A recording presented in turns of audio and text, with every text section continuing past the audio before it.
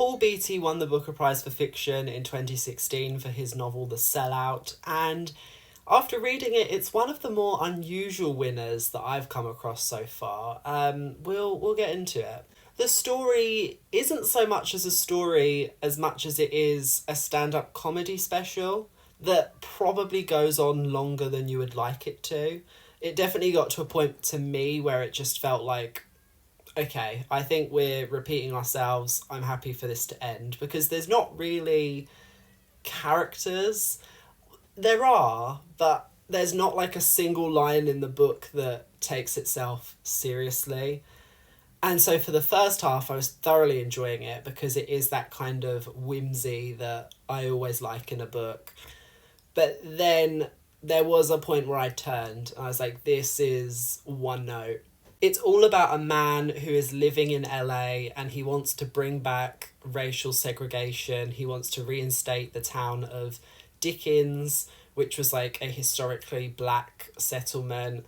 And he essentially wants to go back to like a pre-civil rights movement America. And the rationale behind it is exposing the hypocrisy of how not much has really changed since the 60s. Like, it's very easy for black and white people alike to fall back into the sort of racial stereotypes and systemic injustice and the divides that very much still run through society is the point that I got from it. The prose itself is loopy. It's one of those books where if there was like a quiz and they read a quote to you, you could probably immediately go, oh, that's from The Sellout, because I can't point to another Booker Prize winner that has such a specific style of writing, and that is both a strength and a weakness to Paul Beatty, like, if that makes sense. Like, I was impressed at how unapologetically itself this book was, but at the same time there was a part of me that was like, ooh, I could see how this could alienate a lot of people. I think it's one of those where you're either gonna adore it or not understand it, and I feel like I'm slap bang in the middle because I can see both sides.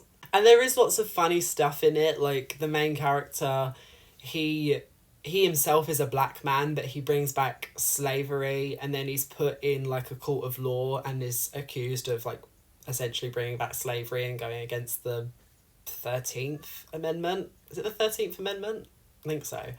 And then there's the hypocrisy of that, where the main character's like, you yourself are a black judge. How does it feel to like get this high successful career through a system that already oppresses you? Like, it's very thoughtful. It's very cerebral type humor, I would say. But then there's also that silliness to it. Like, there's lots of songs and books and poems that have been like retconned into their own like black versions. Like, the book has like a black version of Tennyson's Charge of the Light Brigade, which I was cackling. Like, it was very funny. There are definitely some memorable high points, but then there's also aspects where it feels like nothing's happening and our protagonist is just sort of ranting about random stuff.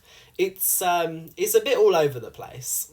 Would I recommend this? Yeah, I think so. Compared to a lot of other Booker Prize novels especially, at least it has the audacity to make a swing and to do something that is creative and that I can't mentally pair to something else in the Booker library. Like, this feels special. I just don't know if I necessarily appreciated it as much as other people might. It's difficult to say. Paul Beatty is easily one of, if not the most dry wit that I've ever read in a book. Like, if you're a fan of that real sarcastic burn, then I think this book will be right up your alley, because he makes a lot of that kind of humour. Like, it's non-stop. So I don't know, everyone finds different things funny. It's really up to you.